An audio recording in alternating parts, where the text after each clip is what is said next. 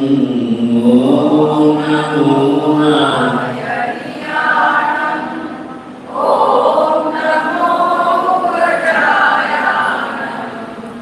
ओम नमो आयर्याणं ओम नमो वज्रायाणं ओम नमो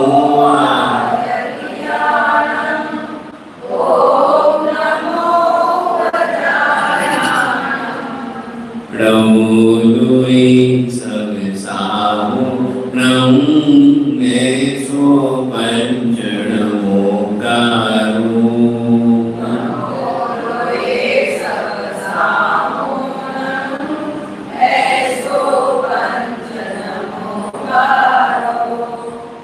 ब्रह्मोलोये सबसाहु ब्रह्मेशो पंचनमोकारो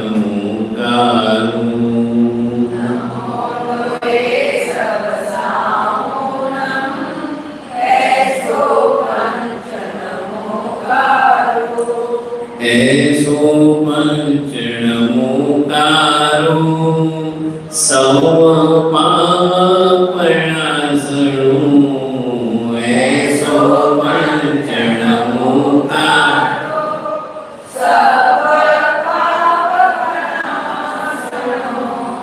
मंगलार्णं च सौमे सिं पद्ममहावै मंगलम् मंगलार्णं च सौमे सिं पद्ममहावै मंगलम् ओम नमो अरिहन्ताणं ओम नमो सिद्धाणं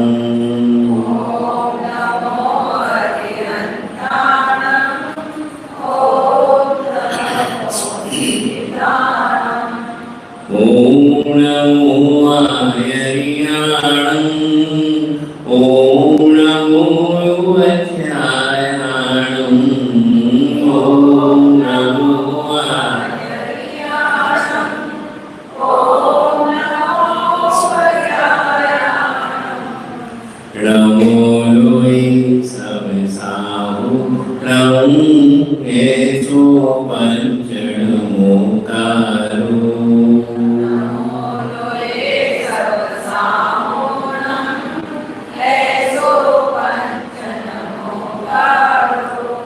ऐसो पंचनमोकारो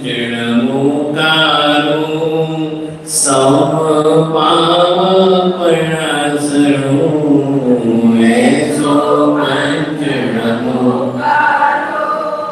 समपापणासनो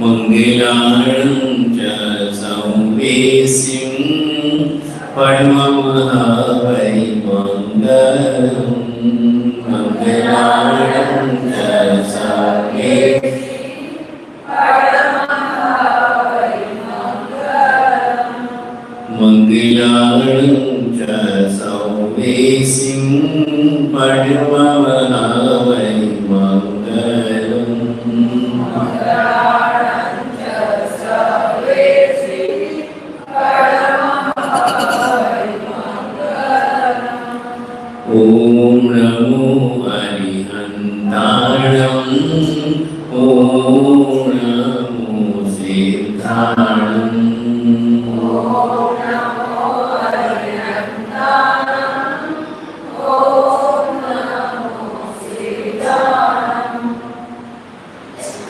बोले श्री आदिनाथ भगवान की जय बोले श्री शांतिनाथ भगवान की बोले श्री चिंतामणि पार्श्वनाथ भगवान की जय बोले श्री शंखेश्वर पार्श्वनाथ भगवान की जय बोले श्री गौड़ी पार्श्वनाथ भगवान की जय बोले श्रमण भगवान श्री महावीर स्वामी की जय अनंत लक्ष्मी निधान श्री गुरु गौतम स्वामी जी महाराज की जय जिन शासन देव की जय जिन शासन देव की जय जिन शासन देव की सद्गुरु महाराज की जय सद्गुरु महाराज की, सद्गुरु महाराज राकेश की जय।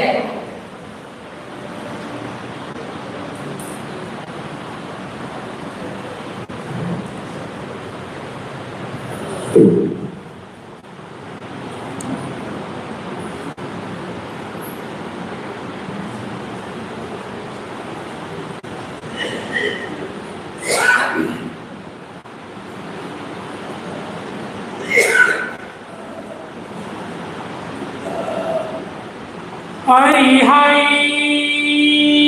न पयाई जयता व्यय कमल मध्यमी श्री सिद्धि चक्रम महाकम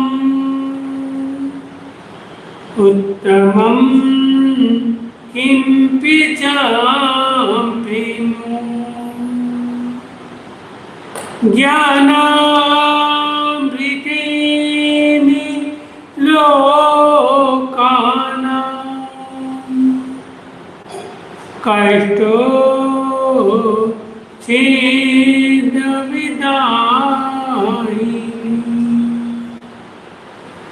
ऐदं युगेन वीराय नमो वल्लभ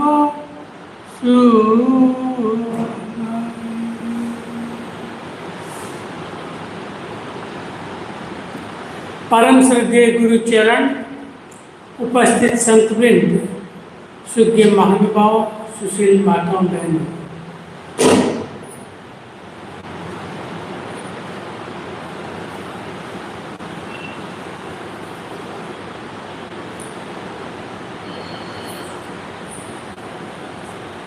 नवपद शाश्वती ओली आराधना का आज 8वां स्वर्णिम प्रभात उदित हुआ।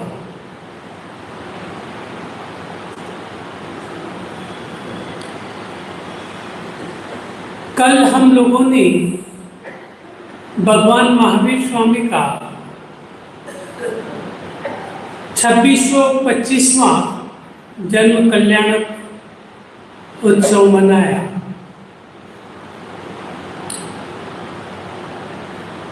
बड़े ही ठाट बाट से, बड़े अहोभाव के साथ विशाल शोभा यात्रा निकाली गई।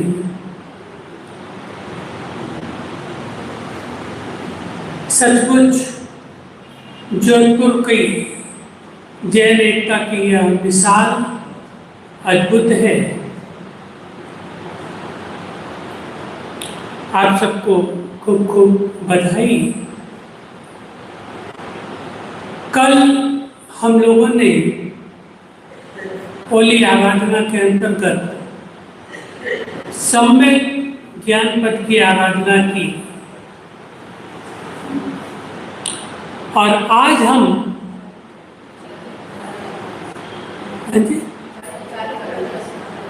हम जिसकी आराधना करेंगे वह है सम्यक चारित्र पद।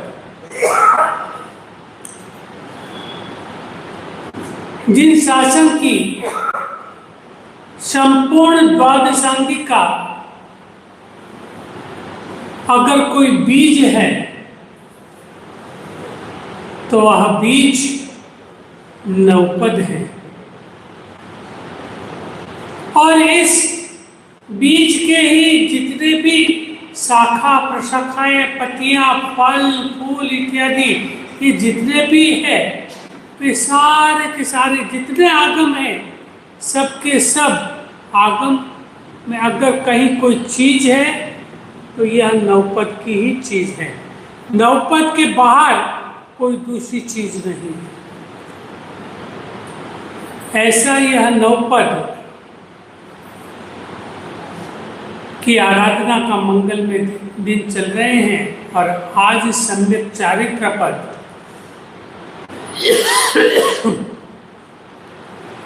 चारित्र किसको कहते हैं?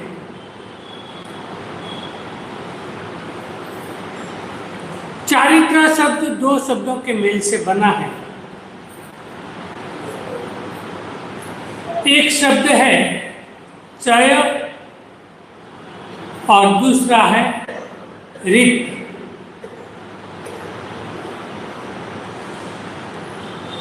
आप लोग पूजा में भी पढ़ते हैं, बोलते हैं, चयते आठ कर्म नो संचय, रित करे जे तेह, चारित्र नाम निरुक्ते बाख्यो, वंदु ते गुण गेहर भविका, सिद्ध चक्र पद वंदु। चयते आठ कर्म नो संचय। चय का अर्थ होता है आठ कर्म का संचय करना। चयते आठ कर्म को जो संचय किया हुआ है वह सारा संचय किया हुआ रित करे जेते है, यानी कि रित यानी कि खाली। जो खाली करता है वह है चारित्र।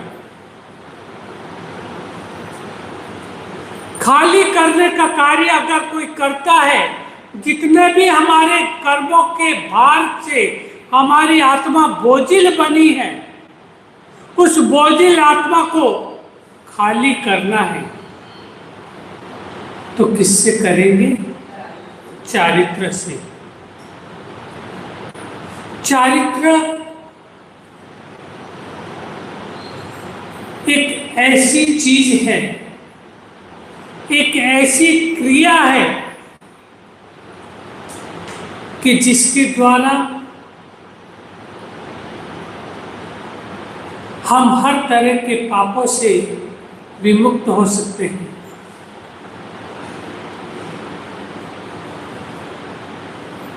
चक्रवर्ती अथवा कोई भी राजा बनता है तो उसके लिए एक कहा जाता है कि राजेश्वरी नरकेश्वरी, चक्रेश्वरी नरकेश्वरी। जो भी चक्रवर्ती बनेगा वह नरक में जाएगा ही जाएगा, जो राजा बनेगा वह नरक में जाएगा ही जाएगा। ये निश्चित बात है, लेकिन उसके लिए भी एक उपाय बताया गया है कि जिस भी राजा ने, जिस भी चक्रवर्ती ने अगर चारित्र की चादर ओढ़ ली, वह अवश्य वो नरक में जाने वाले जीव मुक्ति का वर्णन करता है। चाहे भगवान महावीर स्वामी की किसी भी परंपरा के साधु को देख लो, जो राजा बना और राजा बनकर साधु बना, साधु बनने के बाद वे अवश्य मोक्ष में गए। भगवान महावीर की परंपरा में अंतिम राजा कौन मोक्ष में गया?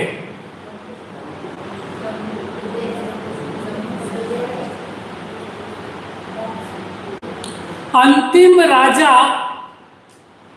कौन मोक्ष में गया?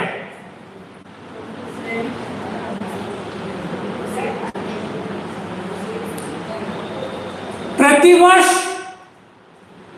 आप लोग सुनते हैं पर्वाधिराज पर्युषण महापर्व में, और एक बार नहीं, पर्वाधिराज पर्युषण पर्व में उस राजा का 2 बार नामोल्लेख होता है। जी बिल्कुल सही है, 2 बार नामोल्लेख होता है। वह है उदयन राजा। उदयन राजा परमात्मा महावीर के अंतिम साधु बने।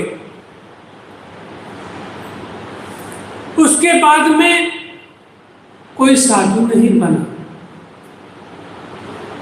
और इसी कारण से जब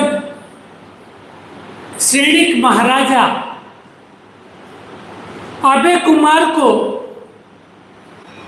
राज्य सत्ता सौंपने लगे तो अभय कुमार ने श्रेणिक महाराजा को क्या कहा कि पिताजी, मैं एक बार भगवान महावीर से पूछकर आता हूं, उसके बाद में जो भी निर्णय है मैं वह आपको बता दूंगा। अभय कुमार परमात्मा महावीर के पास पहुंचे और महावीर से पूछा, ये नहीं पूछा कि मैं दीक्षा ले सकता हूं या नहीं, उनको जाकर पूछा, परमात्मा बनते, आपके शासन का अंतिम राजऋषि कौन होगा? आपके शासन का अंतिम राजऋषि कौन होगा? तब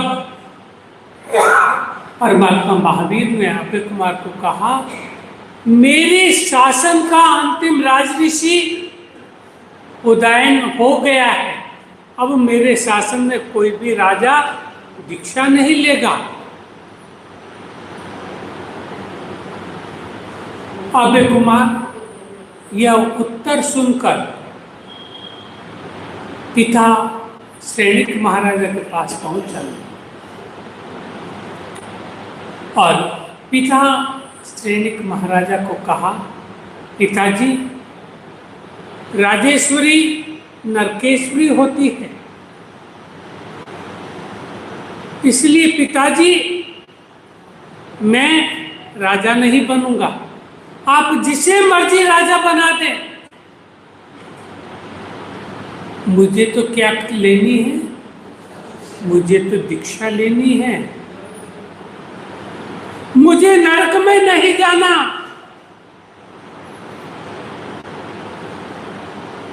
इसलिए पिताजी मैं माफी चाहता हूं आपसे, आपकी बात की अवहेलना करने के लिए, आपकी आज्ञा न मानने के लिए आपसे माफी चाहते हुए आपसे एक ही गुजारिश करूंगा, एक ही प्रार्थना करूंगा कि मुझे दीक्षा की अनुमति प्रदान करें। जहां एक तरफ राजा बनने का ऑफर है, उस राजा बनने के ऑफर को भी ठुकरा दिया कि नहीं, मुझे राजा नहीं बनना।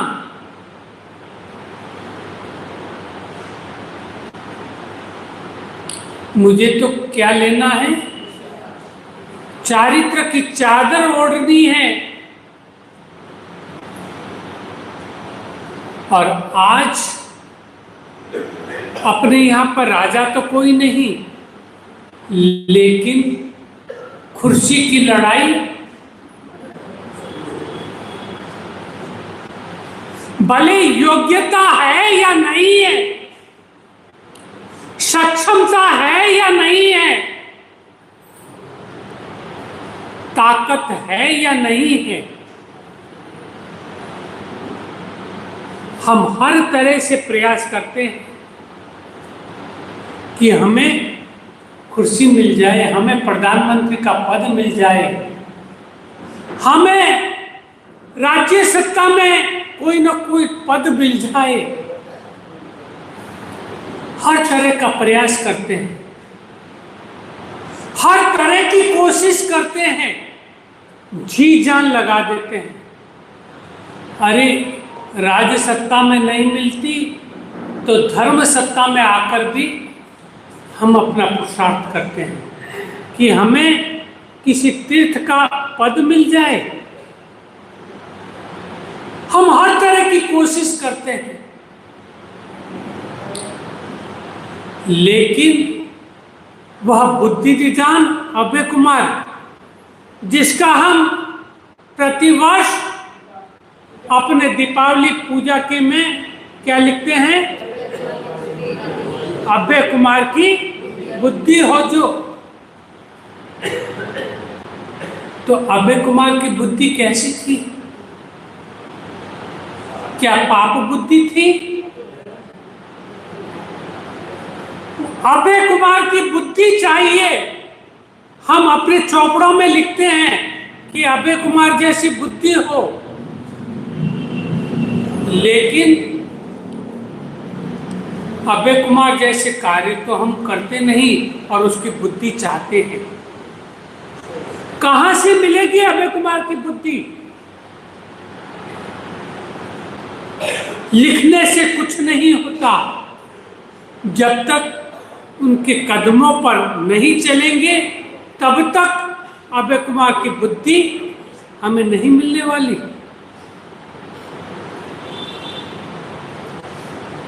यह चारित्र पद, चारित्र के लिए परमारथ कुमारपाल महाराजा प्रतिदिन परमात्मा के पास जाकर एक ही याचना करते, तव शासनस्य भिक्षुत्वम देहि में परमात्मन, आपके शासन का भिक्षुत्व हे परमात्मन मुझे प्रदान करें। प्रतिदिन परमारथ कुमारपाल महाराजा ये याचना करते।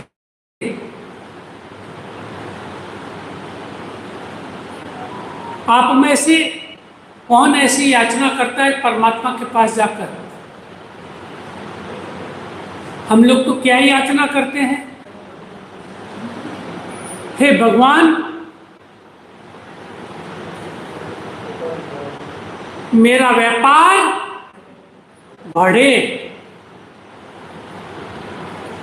लेकिन वह परमारथ कुमारपाल महाराजा कितने देश के स्वामी थे?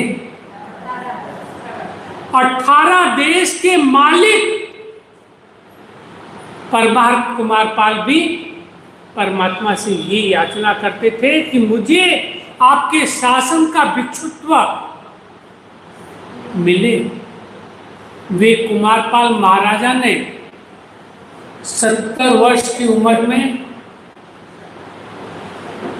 संस्कृत सीखी थी। 70 वर्ष की उम्र में संस्कृत सीखी। क्या उनकी तीव्र ललक होगी ज्ञान के प्रति, दर्शन के प्रति, चारित्र के प्रति?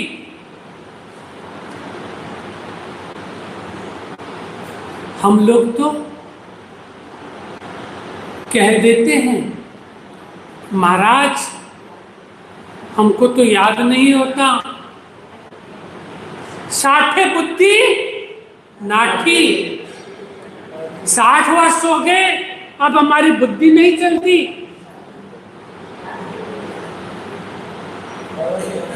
लेकिन वह कुमारपाल महाराजा ने 70 वर्ष की उम्र में संस्कृत सीखी। प्रतिदिन वे पचखांड पारने से पहले वितराग स्तोत्र के 20 पाठों का अध्ययन किया करते थे।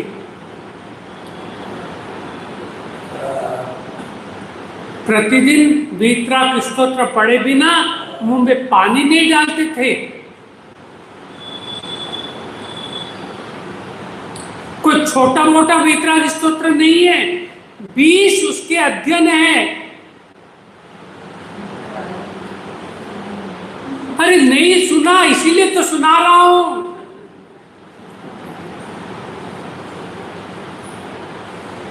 लेकिन सुनने के बाद में क्या होगा?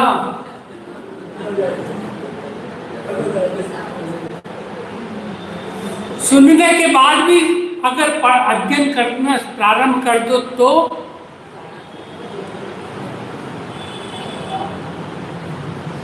कर पाएंगे? कम से कम आप लोग एक प्रतिदिन का नियम बनाएं। आप लोगों को मंदिर विधि भी नहीं आती, तो मैं आप लोगों से केवल इतना ही कहूंगा कि प्रतिदिन एक गाथा, ज्यादा नहीं, प्रतिदिन एक गाथा याद करना प्रारंभ करें। अगर सारा कुछ पढ़ पाए ठीक है, लेकिन कम से कम एक गाथा नहीं याद करना ही करना।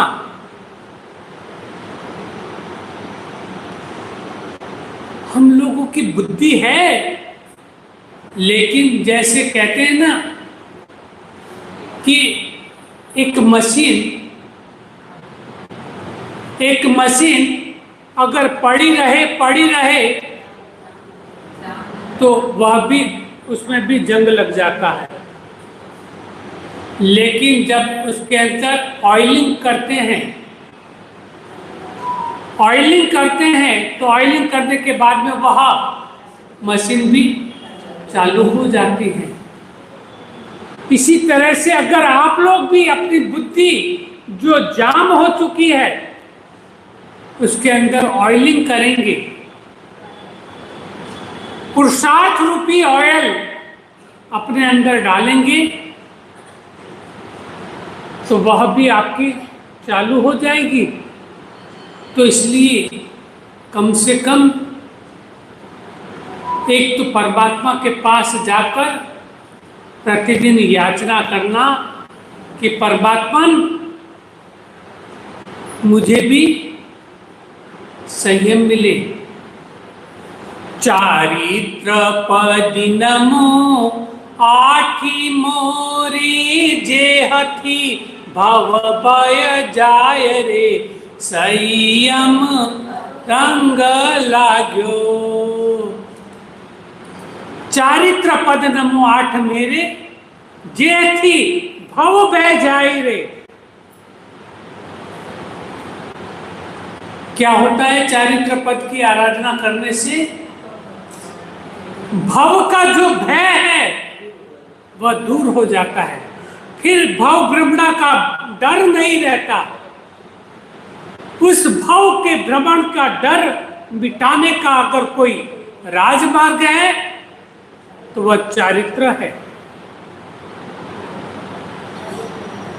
ऐसे चारित्र पद की आराधना करने का मंगलमय दिन हम भी परमात्मा से याचना करें कि परमात्मा हमें भी चारित्र मिले। इलायची कुमार नट के राग में रंगकर एक सेठ पुत्र इलायची कुमार, एक बनिए का पुत्र इलायची कुमार, लेकिन एक नटनी के प्रति आसक्त हो गया और यही चाहता था कि मैं नटनी से शादी कर लूं। लेकिन उस नट परिवार ने, उस नटनी ने कहा कि मैं आपसे शादी तभी करूंगी जब आप नट विद्या में पारंगत होंगे, नहीं तो शादी नहीं करूंगी। लेकिन वह कैसा रंग लगा उस इलायची कुमार को, मुझे शादी करनी है तो इसी से करनी है। तो उसने नट विद्या सीखी, नट विद्या सीखी और नट विद्या सीखकर राजमार्गों के ऊपर, सड़कों के ऊपर, गली मोहल्लों में, चौराहों के ऊपर वह नट की कला करतब दिखाता।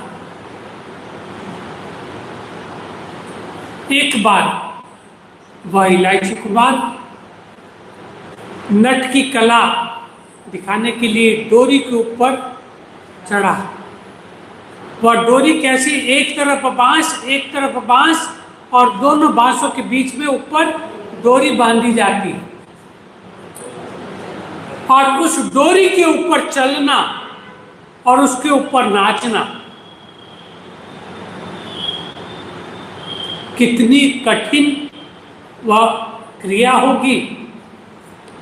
एकमात्र पतली डोरी के ऊपर चलना और उसके ऊपर नाचना, उसके ऊपर कर्तव्य दिखाना,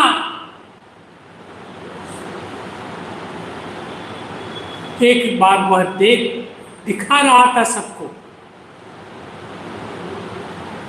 सैनिक महाराजा भी उस कर्तव्य को देख रहे थे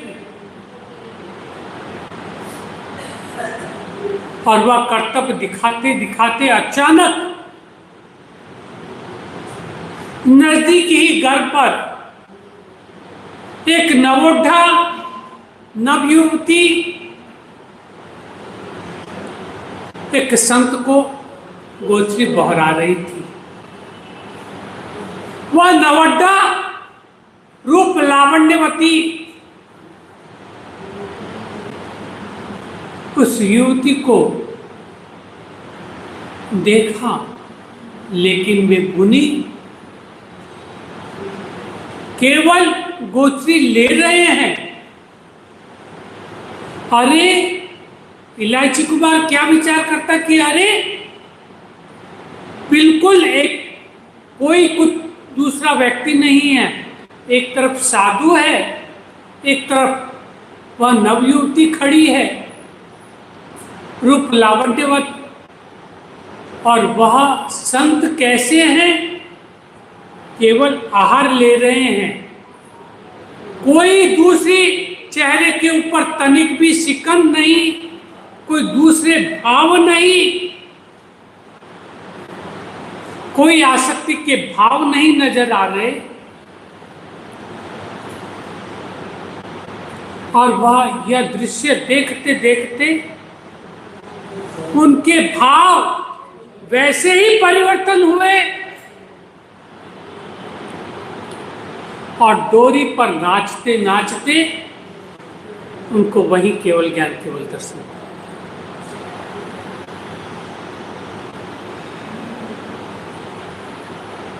केवल एक चारित्र वेश की अनुमोदना करते करते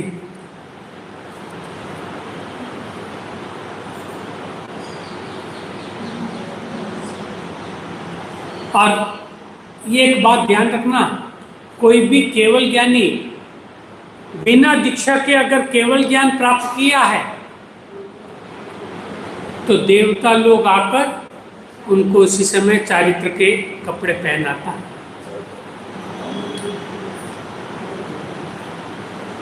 ऐसा यह चारित्र वेश के बिना मोक्ष नहीं जाया जा सकता। भले केवल ज्ञान हो गया, मोक्ष प्राप्त करना है तो चारित्र वेश पहनना ही पड़ता है।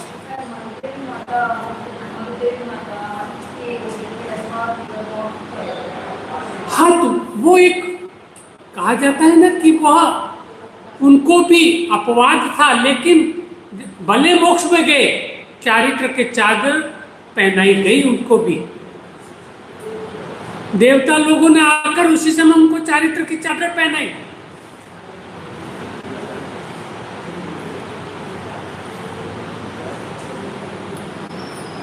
तो ऐसी यह चारित्र पद की आराधना हम भी करें, नहीं कर सकते हैं। अच्छा, साधु की परिभाषा क्या है और श्रावक की परिभाषा क्या है? श्रावक किसको कहें और साधु किसको कहें?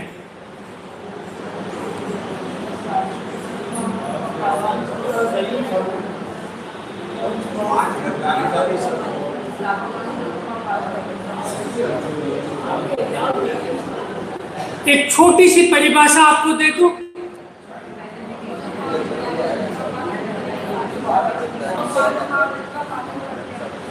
वह तो है लेकिन एक छोटी सी परिभाषा श्रावक और साधु की। जिसके हाथ में होगा वह है साधु, जिसके हाथ में होगा वह है साधु, और जिसके हृदय में होगा वह है श्रावक। जिसके हाथ में होगा वह है साधु, और जिसके हृदय में होगा वह है श्रावक। अब आप लोग देख लो,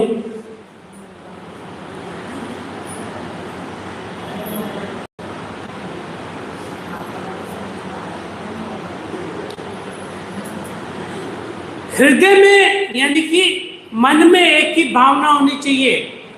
हृदय में होगा का मतलब क्या है कि मेरे को दीक्षा लेनी है। उदय कब में आए ये नहीं, लेकिन मन में हमेशा भाव होना चाहिए मुझे दीक्षा लेनी है। जरूरी नहीं कि आप दीक्षा लें, लेकिन मन में भाव होना चाहिए कि मुझे दीक्षा लेनी है। तो वह मन में जिसके होगा वह है श्रावक। तो इसलिए मन में होगा रखना, मन में भाव रखना कि मुझे चारित्र लेना। ठीक है, मंजूर है?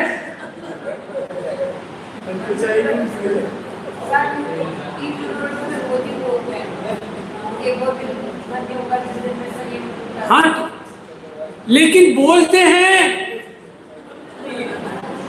केवल मुंह से बोलना,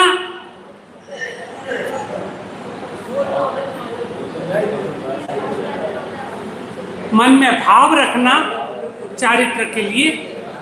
चलिए, चारित्र घड़ी दौड़ रही है, क्योंकि आज आप लोग बहुत अपने समय से काफी लेट थे।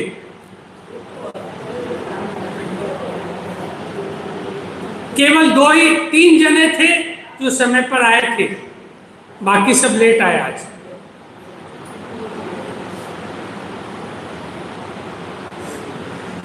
एक तो यह दंपति है बंसाली जी ना, यह दंपति, ये दोनों, और दूसरे जो हमारे यहाँ पर इस वर्ष होली की आराधना करवा रहे हैं, श्रीमती उर्मिला माँ, वह बिल्कुल समय पर आए, बाकी सभी लेट आए आज।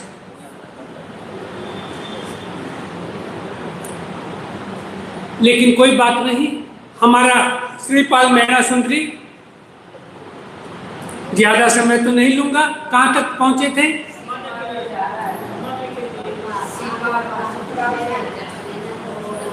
श्रीपाल को केवल मन में बात लगी कि मैं राज जमाई हूं, मुझे मेरे नाम से कोई पहचान नहीं, वहां पर मुझे कहां रहना। और मां और पत्नी से अनुमति लेकर वहां से निकल पड़े। निकले, चलते चलते एक पहाड़ की तलेटी पर पहुंचे। वहां पर देखा एक व्यक्ति, एक साधु साधना में लगा हुआ है, और वह साधु आकर श्रीपाल से कहता है, पूछता है श्रीपाल क्या बात है, यहाँ क्या कर रहे हो? तब कहता है कि मुझे गुरुजी ने एक विद्या सिद्ध करने के लिए दी है, और वह विद्या सिद्ध करने के लिए मैं यहाँ पर आया हूँ। वह विद्या सिद्ध नहीं हो रही। जब तक कोई एक अच्छा उत्तर साधक न मिल जाए, तब तक वह विद्या सिद्ध नहीं हो सकती।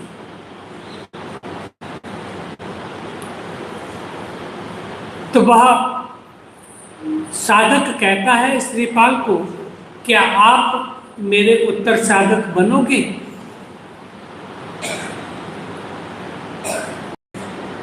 तब श्रीपाल ने तुरंत कहा कि कोई बात नहीं, मैं आपका उत्तर साधक बन जाता हूं। और वह उत्तर साधक बन गया और उत्तर साधक बना, और उत्तर साधक बनते ही थोड़ी ही देर में उसकी विद्या सिद्ध हो गई।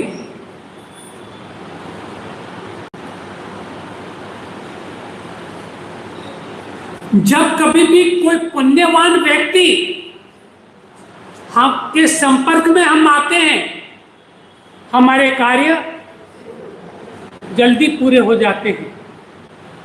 और जब हम चाहे कितने भी हमारे कर्म खराब हो, लेकिन कोई पुण्यवान व्यक्ति आ जाए, उसके संपर्क में हम लग जाएं, हमारे काम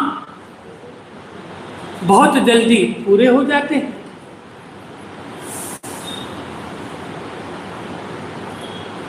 तो वह श्रीपाल के संपर्क में आते ही उसकी विद्या सिद्ध हो गई। और विद्या सिद्ध होते ही वह तो बड़ा प्रसन्नचित हुआ साधक कि मुझे कितना समय हो गया साधते साधते नहीं विद्या सिद्ध हुई, लेकिन आज आप आए और आपके आते ही मुझे थोड़ी देर में, थोड़ी सी साधना करने पर ही मुझे विद्या सिद्ध हो गई।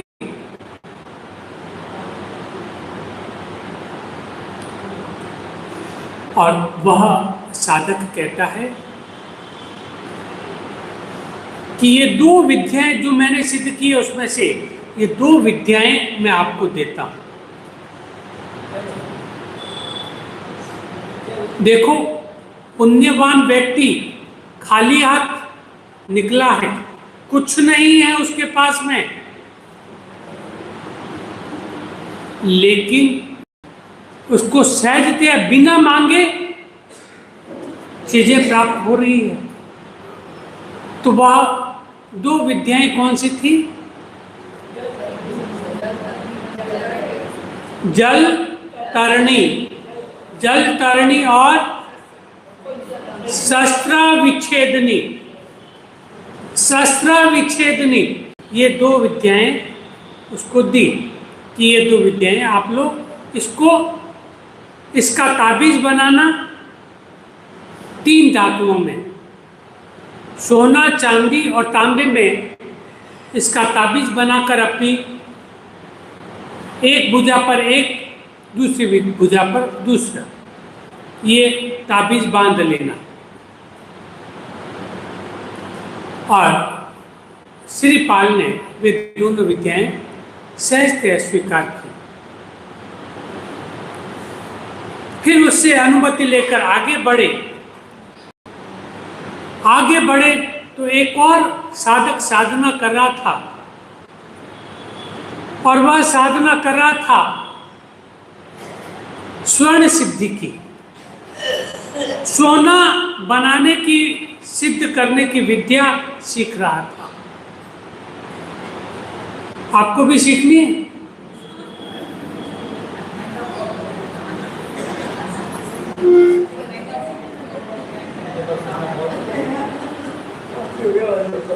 हैं? इसीलिए सीख लो।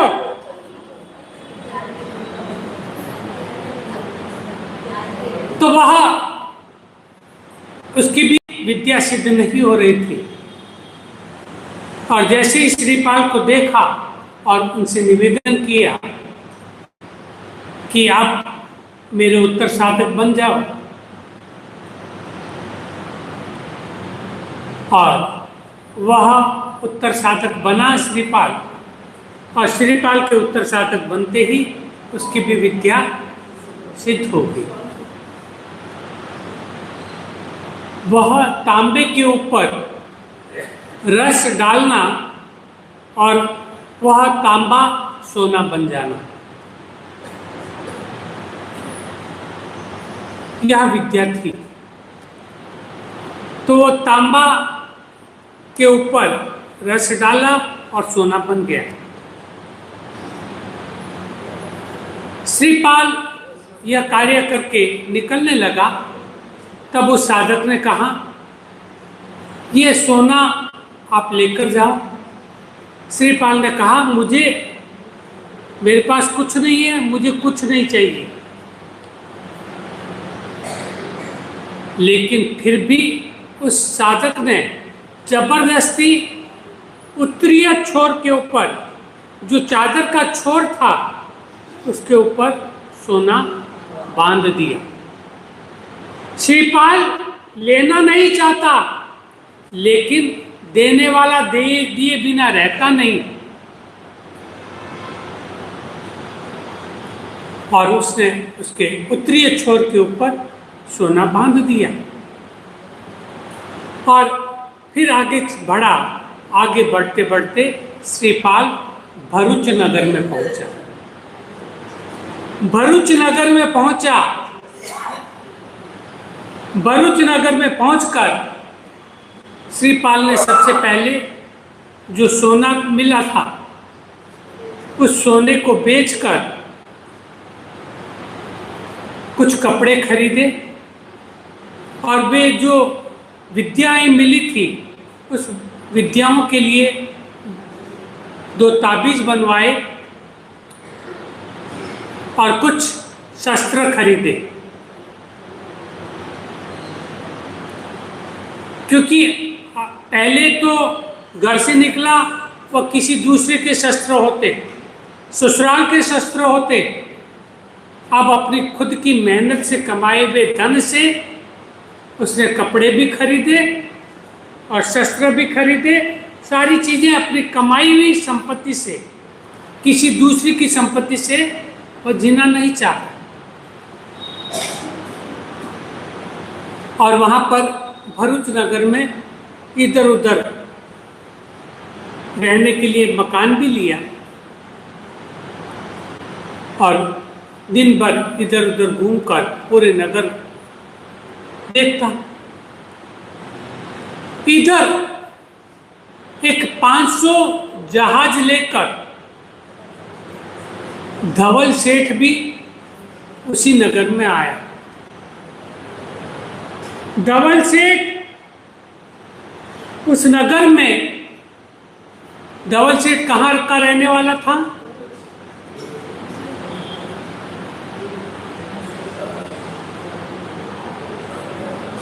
धवल सेठ कौशाम्बी का रहने वाला, और व्यापार करते करते भरूच आया। और वह बंदरगाह, बड़ा बंदरगाह है भरूच का, तो 500 जहाज उसने किराना इत्यादि सभी सामानों के भरे। लेकिन जब जहाज चलाने लगा तो वह चले नहीं। और उस समय में धवल सेठ ने एक सुतारिका माता को, वह कौन होती है सुतारिका माता, किसको कहते हैं? वह जिसके अंदर कोई देवी प्रवेश करके बोलती है। कोई देवी प्रवेश करके बोलती है तो वह उसके पास गया और पास में जाकर पूछा कि मेरे जहाज क्यों नहीं चल रहे। तब उस माता ने कहा कि तुमको एक 32 लक्षण युक्त पुरुष की बलि देनी पड़ेगी, तब जाकर तुम्हारे ये जहाज चलेंगे, नहीं तो ये जहाज नहीं चल सकते। अब किसी देव ने तुम्हारे जहाजों को बंदी बना लिया है और वह बलि मांग रहा है। धवल सेठ ने कहा कि अब क्या करूं? तब उसने कुछ द्रव्य लेकर राजा के पास पहुंचा और राजा को वह बेटना दी। बेटना देकर कहा कि मुझे 32 लक्षण युक्त पुरुष चाहिए। तब राजा ने कहा कि तुमको 32 लक्षण युक्त पुरुष मिलेगा, लेकिन वह पुरुष भरूच का नहीं होना चाहिए। वह पुरुष भरूच का नहीं होना चाहिए, मेरे देश का नहीं होना चाहिए। कोई बाहर का कोई भी व्यक्ति मिले तुम उसकी बलि दे सकते हो। यानी कि देश का खून खून नहीं, दूसरे देश का खून क्या। और वह कहा कि तुम नगर में घूमो, जहां कहीं भी तुम्हें कोई व्यक्ति मिल जाए तुम बलि दो। और वह उसके सुबह सैनिक नगर में घूमने लगे और घूमते घूमते उनको श्रीपाल हाथ लगा। श्रीपाल को कहा कि चलो हमारे साथ, तुम्हारी बलि दी जाएगी। श्रीपाल ने कहा कि तुम मुझे ले जाओ, लेकिन पहले युद्ध करो। तुम्हारी ताकत हो तो युद्ध में मुझे हरा कर ले जाना। युद्ध शुरू हुआ, राजा के सैनिक भी आए, नहीं हुआ। फिर धवल सेठ आया। धवल सेठ बनिया था, बनिया बुद्धि लगाएगा। उसने देखा कि ये लड़ाई से तो नहीं आ सकता, हाथ जोड़े। जब कोई अपने से माने ना, एक सीधी सादी बात है, जब कोई व्यक्ति अपने से माने ना तो झुक जाना, झुक जाना, नम्र बन जाना, वह बहुत जल्दी मान जाएगा। धवल सेठ भी श्रीपाल के पास झुका। तब श्रीपाल ने कहा, मैं आपके जहाज चला दूं, आप मुझे क्या दोगे? आपके जहाज में चला दूंगा, फिर आप मुझे क्या दोगे? धवल सेठ ने कहा कि 1000 सोना मोहर को दे दूंगा। श्रीपाल ने कहा ठीक है। और श्रीपाल जहाजों के पास पहुंचा और जहाज पर पहुंचकर जहाज के ऊपर प्रवेश किया। प्रवेश करके नौपत का ध्यान धरा, अरिहंत परमात्मा को याद किया और अरिहंत परमात्मा को नौपत को ध्यान धरते हुए, याद करते हुए, जैसे ही उसने जोर से हुक्कार भरी आवाज की और आवाज करते ही जहाज चलने लग गई। आवाज चल पड़े होते ही अब धवल सेठ ने विचार किया, ऐसा पुण्यवान व्यक्ति अगर साथ में चले तो कभी भी संकट नहीं आएंगे। तो धवल सेठ ने कहा कि आप मेरे साथ चलोगे? मैं एक एक सुबट को 1 साल का 1000 सोने की मोहर देता हूं। मेरे पास 10,000 सैनिक हैं। तब श्रीपाल ने कहा कि साल भर में जितनी सोना मोहर आप सारे अपने सुबटों को देते हो, सैनिकों को देते हो, उतनी मुझे अकेले को दे दो।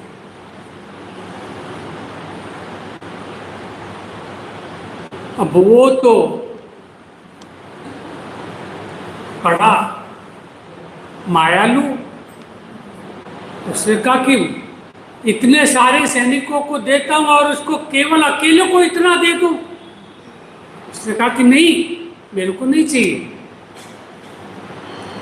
तब श्रीपाल ने कहा कि कोई बात नहीं, आप मेरे पिता तुल्य हैं, मैं आपके साथ चलना चाहता हूं। अभी तक तो धवल सेठ कह रहा था मेरे साथ चलो, अब श्रीपाल कह रहा है कि मैं आपके साथ चल रहा हूं। तब वह कहता है कि अगर आप मेरे साथ चलोगे तो मुझे किराया देना पड़ेगा, बिना किराए के आप मेरे साथ नहीं चल सकते। तब धवल सेठ ने कहा कि मुझे 100 स्वर्ण मुद्राएं प्रति महीने देनी पड़ेगी। श्रीपाल ने कहा कि ठीक है, क्योंकि मुझे तो चलना है, जाना है, देश विदेश घूमना है। तो श्रीपाल ने कहा कि ठीक है, मुझे मंजूर है, और चढ़ने से पहले सबसे पहले उसको 100 सोने की मोहर दे दी, क्योंकि 1000 मोहरें मिली थी उसको, 100 सोने की मोहरें उसमें से दे दी। 100 सोने की मोहरें लेकर वे चले। चलते चलते जहाज बब्बरकुल तट पर पहुंचे। बब्बरकुल तट पर पहुंचे और सारे बब्बरकुल तट पर मीठा पानी मिल रहा था। तो जो नाव चलाने वाले थे उन्होंने कहा जिस किसी को भी अगर पानी लेना हो तो मैं यहाँ पर नाव जहाज रोकता हूँ, नहीं तो जहाज आगे बढ़े। तब सबने कहा कि नहीं, हमको पानी लेना है। तो बब्बरकुल तट के ऊपर जहाज रोके गए। वे जहाज रुके। अब वे क्या करते हैं, उसकी क्या चीजें होती हैं यहाँ बब्बरकुल तट पर, यह तो आने वाले कल पर सुनेंगे। आज केवल इतना ही, क्योंकि समय ज़्यादा हो गया। जिन आज्ञा विरुद्ध कुछ कहा हो तो मिच्छामि दुक्कडम्। हाँ, सूचनाएं।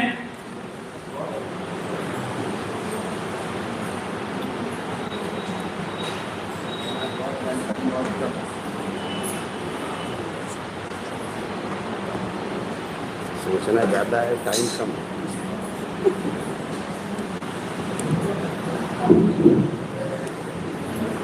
कर लो, मैं कर लो, चिंता मत कर। इसको ठीक करते हैं। ठीक है, ठीक है। बोले गौड़ी पार्श्वनाथ भगवान की जय। शासनपति परमात्मा मारुत स्वामी के चरणों में कोट से वंदन। तीर्थाधिपति प्रभु गौड़ी पार्श्वनाथ परमात्मा के चरणों में कोट से वंदन। समस्त गुरु भगवंतों के चरणों में कोट से वंदन। वहाँ से 5 मिनट थोड़ी देर बैठ जाओ। कोई महत्वपूर्ण सूचनाएं हैं, आप 5 मिनट कोई खास सूचना है वो लिखे थे। 5 मिनट में पूरा कर दूंगा। 5 मिनट घड़ी देख के 5 मिनट हो गया। परम पूज्य आचार्य भगवान पूजा का टाइम हो गया है, कोई बात नहीं, 5 मिनट। दयानंद जी महाराज साहब, गणपति जय कीर्ति विजय महाराज साहब सहित साधु भगवान के चरणों में सादर बनाना। संगत श्री संघ की ओर से, हम सभी की ओर से गुरु भगवंतों की सुख सत्ता पूछता हूँ। साहिब सादा में तीर्थ पर शाश्वत नवपत्य की योगी की आराधना चल रही है। सभी तप आराधकों को सुख सत्ता पूछता हूँ। तपस्वी सादा में खूब अनुमोदन आपके तप की। इस वर्ष चैत्र मास में नवपति की शाश्वत भोले जी की आराधना कराने का संपूर्ण महोत्सव का लाभ उर्मिला भाई साहब, मनोज साहब, सोनलाल साहब, टाटा परिवार ने लिया। टाटा परिवार की खूब अनुमोदना। आज 8वें पद चारित्र पद की आराधना अपन ने की और कल होगी सबका निचोड़, जिसको कहते हैं साथ में तप की आराधना। 9वां पद दर्शन ज्ञान चारित्र और तप। परसों पाना 8:30 का समय पाने का रहेगा। सभी तपस्वियों से अनुरोध 8:30 अवश्य पधारे और लाभार्थी परिवार से अनुरोध कि अपने परिवारजनों को साथ लेकर पधारे पाने के लिए। आप सब सादर आमंत्रित हैं, साथ में पधारे। मेरा अनुरोध उर्मिला भाई साहब से एक बार पधार के, चूंकि इतने दिन में कभी आपको आमंत्रित नहीं किया, पधारे और तब आराधना को पारना वास्ते विनती करनी, खड़े होकर केवल हाथ हो जाओ, एक बार लागे हाथ जोड़ लो, बस सुख सागर भी पूछ लो, आ जाओ। ये परंपरा, ये व्यवहार है कि आप पधारे, अच्छा लगता है। तपस्वियों की सुख सागर पूछे और कहें कि पधारे।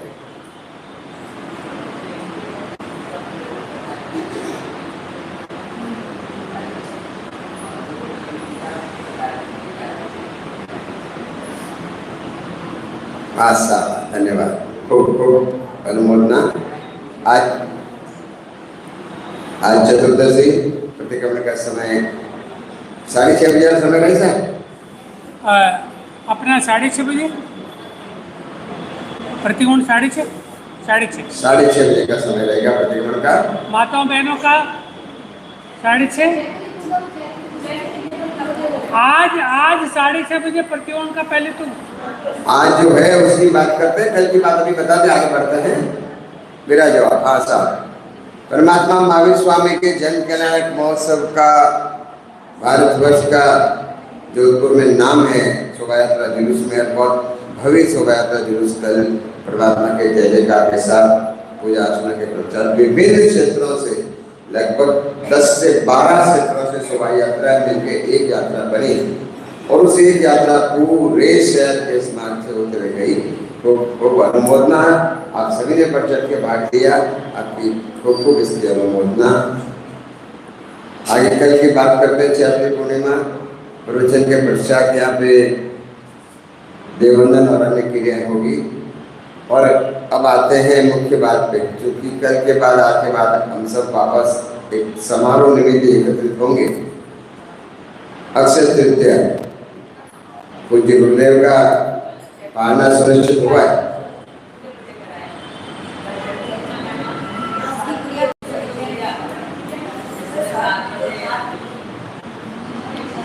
सात बजे क्रिया होगी, लेकिन प्रतिक्रमण प्रवचन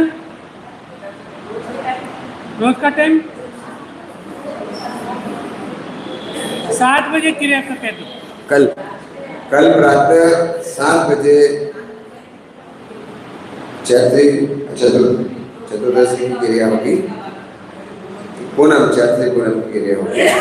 और परसों पारना 8:30 बजे अक्षय तृतीया पूज्य गुरुदेव के पारना संघ ने विनती की थी। 3 दिवसीय कार्यक्रम अपने सुनिश्चित किया। प्रथम दिवस आदिनाथ पंच कल्याण पूजा सवेरे 9:30 बजे, जो भी टाइम होगा वो देख लगभग सामूहिक आइमल रखने की भावना है, इसलिए सवेरे रखें ये तो। और उसके पश्चात हमारे संघ का सौभाग्य पूज्य गणिवर्य जयकीर्ति विजय जी महाराज साहब का वसीयत का पारना, और साथ में जो भी साधक पालना करना चाहे अपना नाम लिखाएं, सावधान थे। उनके लिए सवेरे आदिनाथ पंच कल्याण पूजा और 12:39 को यानी 12:30 बजे से पहले अपन सामूहिक आइमिल करते हैं। उस दिन प्रथम दिवस सामूहिक आइमिल, यानी कि जो भी नाम लिखाना चाहे आमिल में नाम लिखाएं। लाभार्थी परिवार मात्र 11,000 रुपये टुकड़ा रखा है आमिल कराने का, लाभ लेने का। और अगले दिन यानी कि 19 तारीख को भक्तामर महापूजन 44 गाथाओं का 44 लाभार्थियों द्वारा एक गाथा का लाभ लेकर नहीं 44 आएंगे और पूरे 44 पूजन का एक ही यंत्र दिया जाएगा। वो सारे उसमें 44 यंत्र होंगे और सारे यंत्र की पूजा करने का लाभ भी उनको मिलेगा 44 जनों को। तो उसका नंबर कैसे रखना है? पूरा एक ही परिवार को लाभ देना है पूरा? नहीं, हर 44 परिवार लेने हैं। मैं ये बोल रहा था 44 गाथाएं हैं, 44 परिवार को उसमें लाभार्थी लेंगे अपन। और उसके लिए टुकड़ा 1100 रुपये रखा या 1500? हाँ साहब, क्या मुद्रा रखे, आप साथ में जुड़े संघ से पूछ लेते हैं। 44 गाता है उस दिन जो भी भाग्यशाली पूजा में विराजेंगे उनका और जो लाभार्थी होंगे जो पूजा करने बैठेंगे सबका ऊपर भोजन की व्यवस्था रखेंगे अपन। एक मुख्य लाभार्थी लेंगे इसमें, तो 44 नाम अपने को लेने हैं। क्या और सबको यंत्र मिलेगा, सबको यंत्र मिलेगा। भक्तामृत महापूजन का लाभ, हाँ नाम लिखा, बिल्कुल लिखा सर। 1500 रुपया मात्र मुद्रा एक लाभार्थी। खड़ा बहुत सा नाम लिखाओ, नाम लिख ले, पहले आवे पहले पावे। कोई 44 नाम ही लेने हैं, वो नाम लिख ले। और गुरुदेव के तब की अनुमोदना में, वर्षोत्तर की अनुमोदना में सामूहिक आमिर का नाम लिखा, उसमें नाम मेरा लिख दीजिए आप। जगदीश राज, श्रीमती किरण, भीमराज शाह गांधी परिवार, सामूहिक आमिर का लाभ आप मेरा लिखिए। चलिए, बाकी आप 44 नाम नोट करा दें। मुख्य लाभार्थी का लाभ बोली बोल के देना है। मैं बोली आरोप करता हूँ, जब तक कार्यकर्ता नाम लिखे। मुख्य लाभार्थी सभी 44 गाताओं पे बैठ के मुख्य लाभार्थी के रूप में उसमें में बैठेंगे। रुपया में बोली रही साहब 5151 रुपया। 2 मिनट वीरेंद्र साहब नाम बात में लिखो, मैंने बोली लूंगा ऐसा सवारे नाम लिख दीजिए। नाम लिखना अपने को। हाँ साहब 5151 रुपया मुख्य लाभार्थी, भक्तामृत महापूजन के मुख्य लाभार्थी का नाम 5151 रुपया। 5151 रुपया। बड़े सभासा भक्तामृत महापूजन में बैठने का मुख्य लाभार्थी का नाम 5151 रुपया।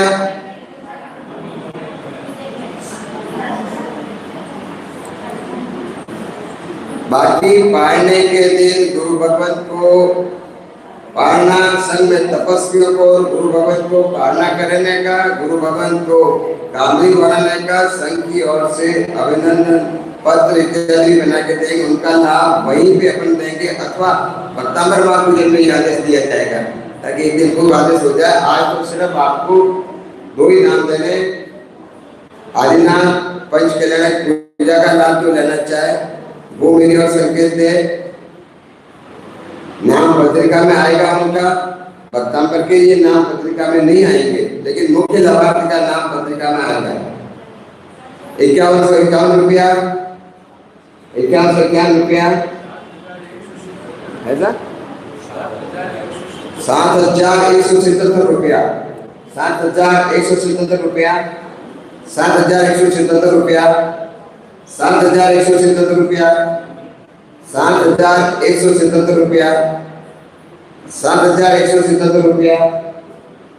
7177 रुपया। हाँ साहब 7177 रुपया। भक्तामृत महापूजन में मुख्य रूप से विराजने का लाभ 7177 रुपया एक बार, 7177 रुपया 2 बार, दूसरा आदेश 7177 रुपया 2 बार, 7177 रुपया 3 बार। आदेश हो गया सर 7177 रुपया। मुख्य लाभार्थी मुख्य पूजा में विराजने का लाभ, जोड़े से विराजने का लाभ है। यहाँ सर मैंने ध्यान दे, शीघ्र आदेश होगा 7177 रुपया 1 बार, 2 बार, 2.5 बार, पूरे 3 बार। आदेश दे रही हूँ 7177 रुपया। 7177 रुपया। 7177 रुपया। 7177 रुपया 3 बार। बोलिए आदिनाथ भगवान की जय। नाम नोट करो। हाँ साहब आदिनाथ पंच कल्याण पूजा का लाभ लेने की भावना जिसकी वो हाथ खड़ा करे।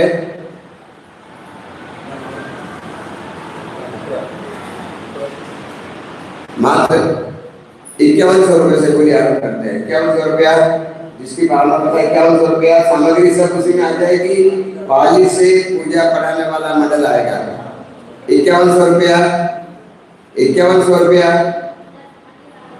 5100 रुपया अपन पूजा बढ़ाने के लिए पाली वाले मंडल को गुरुदेव की भावना है पुरुष मंडल बनाया जाए, उनको बुलाएंगे साथ में। आपको सिर्फ प्रभावना की व्यवस्था अलग करनी है, सामग्री सब उसमें आ जाएगी। प्रभावना लाभार्थी परिवार बताइए। 5100 रुपया,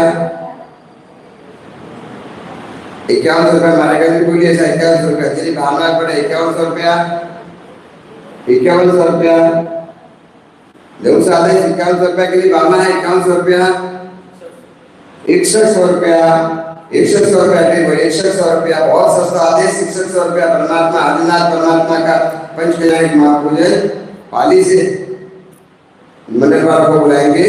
हाँ साहब 6100 रुपया, 6100 रुपया, 6565 रुपया, 6565 रुपया। शीघ्र आदेश दे, समय हो गया है, 1 मिनट में आदेश। हाँ साहब पहले ध्यान दे, 6565 रुपया, एक बार, दो बार, ढाई बार, बहुत सस्ता आदेश 6565 रुपया, 6565 रुपया दो सा, एक बार, दो बार, ढाई बार, पूरे 3 बार और 6565 रुपया।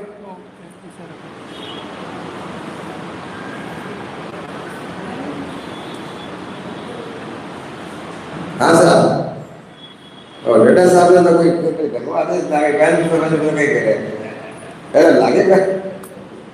हाँ साहब 8100 रुपया, 8100 रुपया, 8100 रुपया, 8100 रुपया, एक बार, दो बार, ढाई बार, पूरे 3 बार और 8100 रुपया 3 बार। बोलिए आदिनाथ भगवान की जय। राजेंद्र सर बेटा हाँ हाँ दे लागे, हाँ गए आगे देख डाले दिए दादा ना नहीं बोले ऐसा है अब करना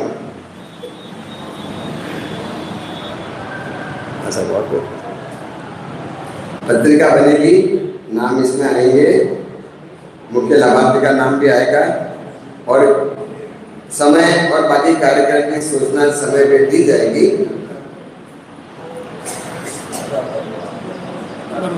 गुरुवंदन, सामूहिक गुरुवंदन अपने स्थान पर खड़े हो जाए, सामूहिक गुरुवंदन।